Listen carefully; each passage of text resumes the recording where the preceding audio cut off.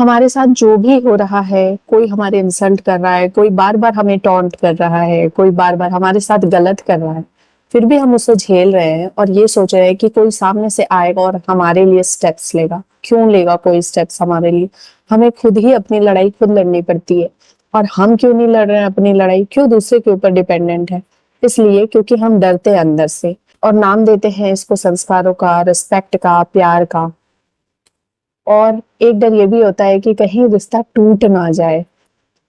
और खासकर ये चीज जो होती है वो अपनों के साथ ज्यादा होती है। हम बाहर तो जवाब दे देते हैं लेकिन अपनों को जवाब नहीं दे पाते हैं। ये सोचते हैं कि अगर हम ऐसा कहेंगे तो रिश्ता टूट जाएगा।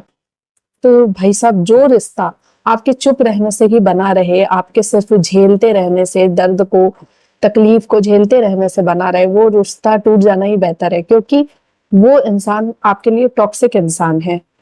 आप वो इंसान तब तक आपकी जिंदगी में है जब तक आप उसको झेल रहे हो, जब तक आप उसकी सुन रहे हो। जिस दिन आपने उसको पलट के जवाब दे दिया, उस इंसान के गुड लिस्ट से आप फटाक से निकल जाओगे। क्योंकि उस दिन वो समझ जाएगा कि अब आप इसके अंडर में, कंट्रोल में नहीं रहने वाले हैं। तो उस दिन वो ये भी नहीं सोचेगा कि अभी तक आपने इसके लिए इतना कुछ किया, अभी तक आप इतना कुछ सेक्रीफाइस कर रहे थे, अभी तक आप सुनते जा रहे थे। वो कुछ भी नहीं सोचेगा। इंस्टेंटली आपको उस लिस्ट से बाहर कर देगा। और दूसरी तरफ मैं तो ये कहूँ कि आप उसके गुड लिस्ट में थे ही नहीं थे, आप उसके दब्बू वाले लिस्ट में थे, जिसको कभी भी कुछ भी उठा के कहा जा सकता है, जिसके ऊपर अपनी फ्रस्ट्रेशन, अपना गुस्सा निकाला जा सकता है।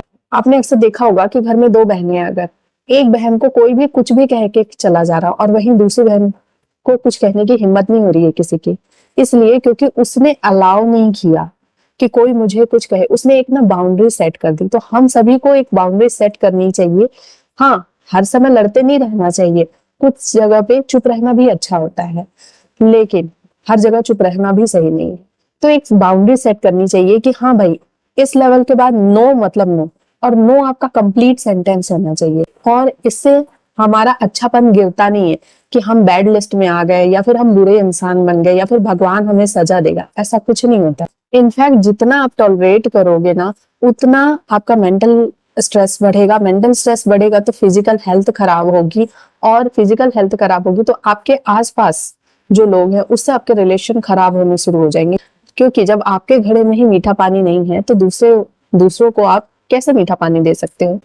तो अपना ध्यान रखो। ये अच्छा बनने के चक्कर में कुछ नहीं होता है, सिर्फ नुकसान होता है। और देखा भी होगा कि अच्छे लोगों के साथ ही अक्सर बुरा होता है, और अच्छे लोगों को ही ज्यादातर बीमारियां होती है। क्यों? इन्हीं सब रीजन से।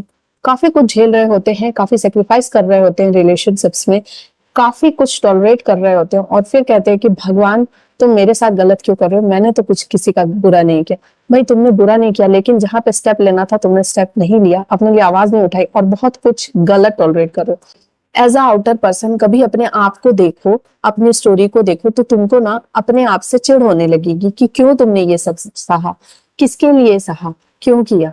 तो बोलना स्टार्ट करो, स्टेप लेना स्टार्ट करो, और एक बाउंड्री सेट करो।